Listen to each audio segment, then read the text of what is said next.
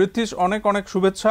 তোমার এই সাফল্যে আমরা প্রত্যেকে গর্বিত, প্রতিষ্ঠান হিসাবে রাইস এডুকেশনের প্রতিটি সদস্য গর্বিত।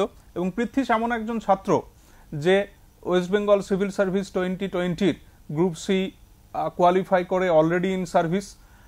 West Bengal land and land reforms ডিপার্টমেন্টে কর্মরত রয়েছে পৃথ্বীশ অলরেডি, এবং এবার WBCS 2022 এর গ্রুপ এ তে কম্বাইন্ড মেরিট লিস্টে, অর্থাৎ গ্রুপ এ এবং গ্রুপ বি মিলিয়ে যে কম্বাইন্ড মেরিট লিস্ট হয়, সেই কম্বাইন্ড মেরিট লিস্টে ওর র্যাঙ্ক 14, এবং ওর চয়েস ছিল, প্রেফারেন্স ছিল রেভিনিউ সার্ভিস।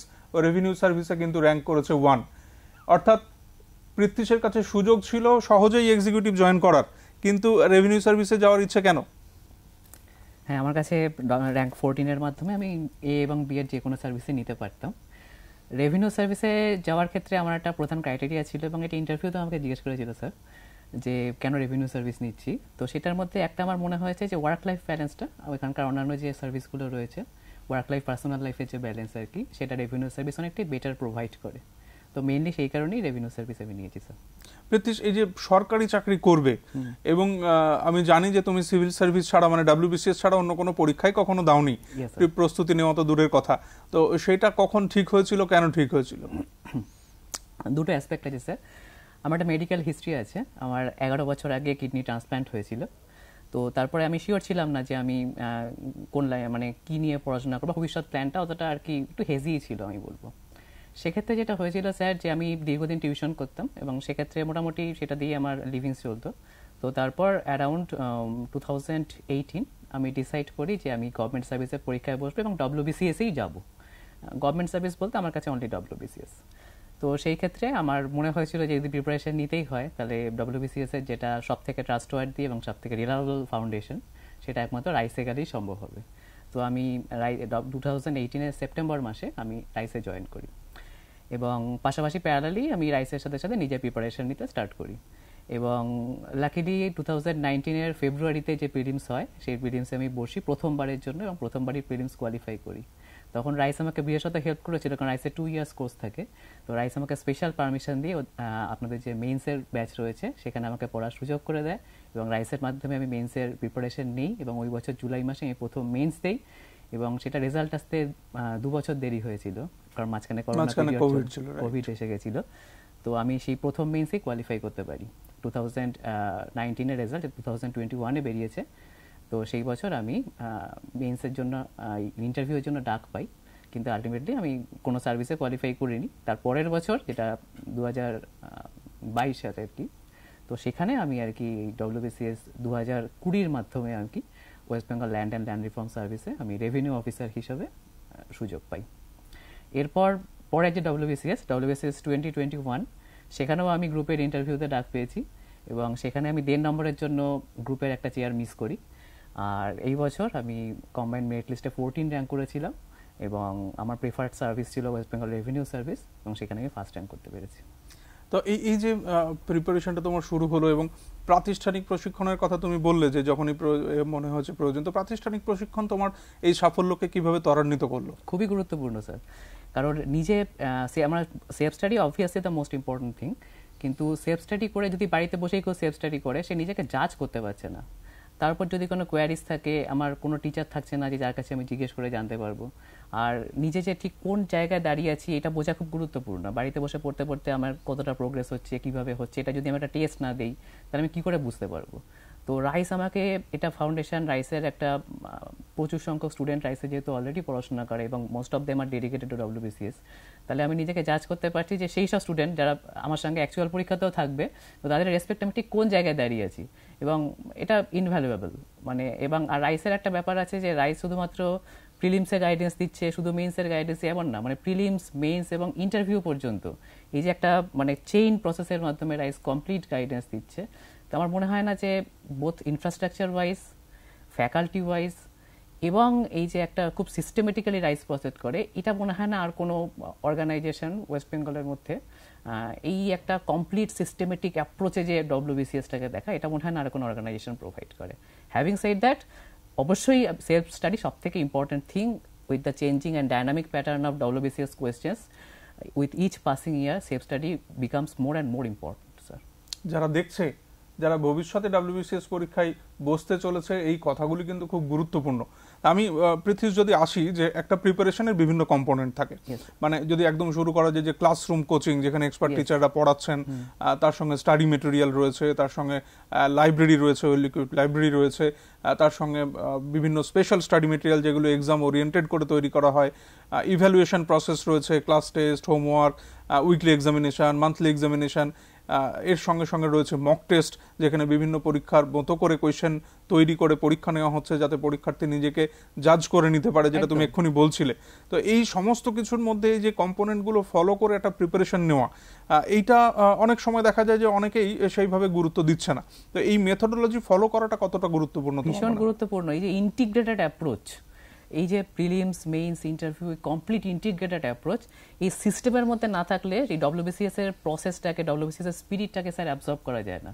WBCS এর একটা আলাদা স্পিরিট রয়েছে। আর আমি প্রথম থেকেই কমপ্লিটলি কনফিডেন্ট ছিলাম যে আমি WBCS ক্র্যাক করবো। That is something I have to do, and that is the only thing I should do. এই জন্য আমি অন্য কোনো পরীক্ষাতে কখনো বসিনি। তো এই রাইসের ইন্টিগ্রেটেড WBCS অ্যাপ্রোচটা আমার ভীষণই কাজে লেগেছে, মানে I should say at the end of the day. আর কিন্তু আমি রাইসের এক্সিস্টিং স্টুডেন্টদের বলবো যে যারা রাইসে পড়াশোনা করছো, তারা শুধুমাত্র যে মানে রাইসের ওই মডিউলটুকু ফলো করলাম, শুধু টিচাররা যেটুকু পড়িয়ে গেলেন সেইটুকু ফলো করলাম, এই ব্যাপারটা যেন না থাকে।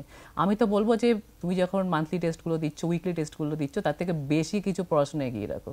আমি যখন মান্থলি টেস্টে অ্যাপিয়ার করতাম, এমন নয় যে মান্থলি টেস্টের সিলেবাসটুকু, মান্থলি টেস্টের আমি একদিন কি দুদিনের প্রিপারেশন নিতাম, আমি গোটা সিলেবাসটা পড়তাম। মান্থলি টেস্টের ক্ষেত্রে স্যার আমার যেটা ব্যাপার মনে হয় যে আপনারা একটা সিলেবাস বেঁধে দেন এবং তার থেকে কোশ্চেন দেন, কিন্তু আমার সবসময় অ্যাপ্রোচটা এরকম মনে হতো যে আমি কমপ্লিট সিলেবাসটাকে মনে রেখে তারপর দেখবো যে তার মধ্যে থেকে ওইটুকু আমার কতটা মনে থাকছে। আমি শুধু ওইটুকুই পড়ে গেলাম তো অবভিয়াসলি রেজাল্ট ভালো হবে, আর একটা কন্টেন্টমেন্ট মনের মধ্যে কাজ করবে। বাট আমি যদি আর অনেকটা বেশি পড়ি এবং তার মধ্যে থেকে কিছুটা মান্থলি সিলেবাস হোক, তো আমি সবসময় চেষ্টা করবেন তোমরা যারা পরীক্ষা দিচ্ছ যে তোমরা যেন রাইসে যেটা পড়া হচ্ছে তার থেকে একটু এগিয়ে থাকো। এরকমটা যেন কখনো না হয় যে রাইসের থেকে তুমি পিছিয়ে পড়ছো, তাহলে কিন্তু হবে না। রাইসের থেকে তোমাকে সবসময় ওয়ান স্টেপ ফার্দার এগিয়ে থাকতে হবে। Sir it is very important. প্রতি মুহূর্তে নিজেকে অন্যদের তুলনায় একটু এগিয়ে রাখা, এই কৌশলই কিন্তু পৃথ্বীশ ফলো করেছে।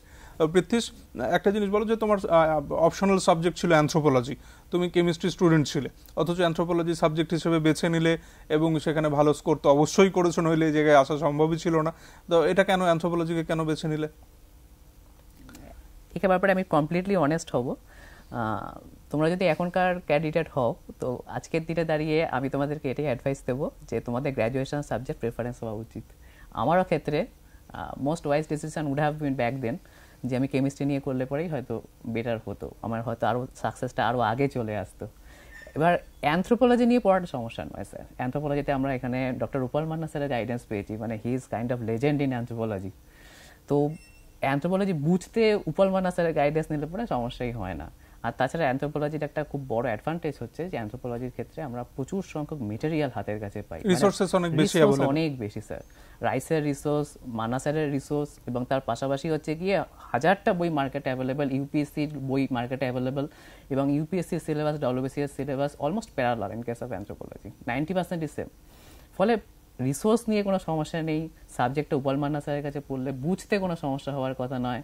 তো সাবজেক্টটা মোটামুটি গ্র্যাস্পের মধ্যে চলে আসে, ঠিক আছে। কিন্তু আমার যেটা মতামত যে আমি রিসেন্ট যেটা আমাদের ট্রেন্ড বলছে স্যার WBCS এ, যে যদি সায়েন্স সাবজেক্ট থাকে তাহলে গ্র্যাজুয়েশন সাবজেক্ট যার যেটা, যেটা ফিজিক্স হোক, কেমিস্ট্রি হোক, ম্যাথমেটিক্স হোক, সেটা নিলে পরে সেই মার্কসটা কিন্তু আমাদের ট্র্যাডিশনাল আমরা যেগুলোকে বলি সাবজেক্ট, যেমন ধরুন অ্যানথ্রোপোলজি, সোশিওলজি, সাইকোলজি, এগুলোর থেকে কিন্তু মার্কসটা বেশি আসে স্যার। সেখানে রিসোর্সেস কোনো ফ্যাক্টর নয়, মানে এই সাবজেক্টগুলোর রিসোর্স, মাস্টার্সের resource, if he or she is a good student in grads or masters, তারপরে তার সমস্যা হওয়ার কথাই নেই স্যার। মানে দখলটা খুব ভালো থাকতে হবে, দখলটা ভালো থাকলে, কারণ সেখানে 300+ মার্কস স্কোর করার একটা অবকাশ থেকে যাচ্ছে। Whereas if you take traditional subjects as optional, সেক্ষেত্রে নম্বরটা কিন্তু ওই 180 থেকে 220 থেকে 230 রেঞ্জে একটা সীমাবদ্ধ থেকে যায়। কম্পিটিশনটাও বেশি, কম্পিটিশনটা অনেকটা বেশি আছে। কিন্তু দখল থাকাটা খুব জরুরি, মানে গ্র্যাজুয়েশনে সেই সাবজেক্টের উপর তার যদি কনফিডেন্স থাকে, দখল থাকে, তাহলে they can go for it. ঠিক, সামওয়ান লাইক 50% গ্র্যাজুয়েশনের মার্কস আছে, তার পক্ষে অতটাও না, সে বরং ট্র্যাডিশনাল সাবজেক্ট নিতে পারে।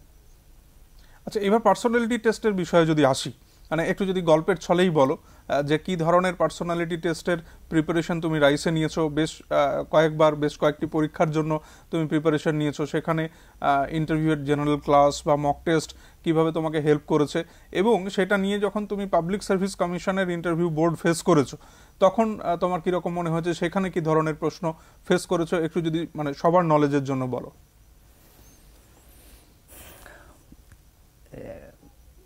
রাইসের যেটা ইন্টারভিউ প্রসেস যেটা দেখেছি সেটা খুব মানে এক্সস্টিভ ইন্টারভিউ প্রসেস হয়, বিভিন্ন সাবজেক্টের টিচাররা থাকেন, আপনারা থাকেন, মানে right from history, geography, polity, economy, current affairs, মানে রীতিমতো গ্রিলিং সেশন হয়। আমার রাইসেরটা বেশি টাফ লাগে ওখানকার থেকে, প্র্যাকটিক্যালি তাই, বিকজ সাবজেক্টের এক্সপার্টরা ওখানে থাকেন, তো সেই কারণে আমার রাইসের ইন্টারভিউটা অ্যাকচুয়ালি প্রচণ্ড গ্রিলিং হয়, but that is good, because mock টেস্টটা যদি মোর গ্রিলিং হয় তবে কিনা রিয়েল টেস্টে গিয়ে আমি কমফোর্টেবল ফিল করবো, ঠিক আছে। আর রাইসের interview is very good actually. রাইসের ক্ষেত্রে একটা ব্যাপার হচ্ছে আপনারা ইন্টারভিউগুলো প্রকাশ করেন না, এই জায়গাটাতে আমাদের একটু লেগেছে, মানে অনেক ইনস্টিটিউশন প্রকাশ করে কিন্তু এই রাইসেরটা একেবারে এক্সক্লুসিভ রাখা হয়। কিন্তু যদি আপনারা দেখেন কোনোদিন যদি রাইস থেকে প্রকাশ করা হয় যে রাইসে ভীষণ গ্রিলিং এবং ভীষণ গুড ইন্টারভিউ নেওয়া হয়, ঠিক আছে, that is actually to some extent even better than the real interview. তো রিয়েল ইন্টারভিউতে ক্ষেত্রে আমাদের যেটা হয় সেটা হচ্ছে মেইনলি, যেটা রীতিকা একটু আগে বলছিল, পার্সোনালিটি চেক করা হয় মেইনলি। মানে ইট ডাজ নট ম্যাটার যে আমি যে বছর কম প্রশ্নের উত্তর দিতে পেরেছি সেই বছরও ভালো মার্কস পেয়েছি, আর যে বছর বেশি প্রশ্নের উত্তর দিতে পেরেছি সেই বছরও মোটামুটি একই লেভেলে ভালো মার্কস পেয়েছি। ইনফ্যাক্ট লাস্ট টাইম, এবার তো জানি না, লাস্ট টাইম আমার সেকেন্ড হাইস্ট মার্কস ছিল ইন্টারভিউতে। তো ইন্টারভিউতে গিয়ে ওখানে একটা অ্যাপ্রোচ মেনটেন করাটা খুব ইম্পর্টেন্ট। ইন্টারভিউতে গিয়ে তোমাদের যেটা অ্যাপ্রোচ হবে ওখানে সেটা হচ্ছে গিয়ে যে তোমরা পারো কি না পারো চাই, মুখের মধ্যে একটা হালকা হাসি, মানে হাসি মানে যে হা করে হাসবে এরকম নয়, বাট একটা হালকা হাসি দ্যাট রিফ্লেক্টস কনফিডেন্স, একদম একদম একটা confidence that you are not cracking up under pressure, এই ব্যাপারটা যেন ওখানে গিয়ে থাকে। So that is very important during interview because your personality is being checked. ব্লকে গিয়ে অনেক প্রেশার সিচুয়েশন ফেস করতে হয় আমাদেরকে, তো সেখানেও আমরা যেন পাবলিককে ডেফলি হ্যান্ডেল করতে পারি সেটাই ইন্টারভিউতে অ্যাকচুয়ালি দেখা হয়। Knowledge is not that much being checked, কারণ আমি কম প্রশ্নের উত্তর দিলেও ভালো নম্বর পেয়েছি, বেশি প্রশ্নের উত্তর দিলেও ভালো নম্বর পেয়েছি, তো সেটাই আমার মনে হয় সব থেকে বেশি দেখা দরকার। আর একদম ভয় পাবে না। আর ইন্টারভিউর ক্ষেত্রে আমি দেবাশিস বাসু স্যারের আন্ডারে দিয়েছি, তারপরেও আরও দুজন পিএসসি চেয়ারম্যানের আন্ডারে ইন্টারভিউ দেওয়ার সৌভাগ্য আমার হয়েছে। প্রত্যেক ক্ষেত্রেই কিন্তু আমাকে কমফোর্ট ওরাই করে দিয়েছে, ঠিক আছে। ওরা কখনো একটা সার্টেন লেভেলের বাইরে ইন্টারভিউটাকে নিয়ে যায় না যে the person on the other side of the table সে কমফোর্টেবল ফিল করছে না, এইটা স্যার কখনোই হয় না। So that is actually a very good enriching process, the actual PSC interview. Sir Prithwish, অনেক অনেক শুভেচ্ছা আবারও জানাই তোমাকে ভবিষ্যৎ কর্মজীবনের জন্য। Wish you a very successful career ahead. এবং যারা এই ইন্টারভিউ শুনলেন পৃথ্বীশের, আমাদের প্রতিটি সফল ছাত্রছাত্রী, প্রত্যেকটি ক্যান্ডিডেট যারা ভবিষ্যতে সরকারি চাকরি করতে চায় তাদের কাছে অনুপ্রেরণা, এবং তাদের প্রতিটি কথা তাদের কাছে গাইডিং লাইটের মতো। তো এই কথাগুলো নিয়েই এগিয়ে যাক তোমাদের প্রিপারেশনও। আবারও পৃথ্বীশকে শুভেচ্ছা জানাই। Thank you so much Prithwish. Thank you sir.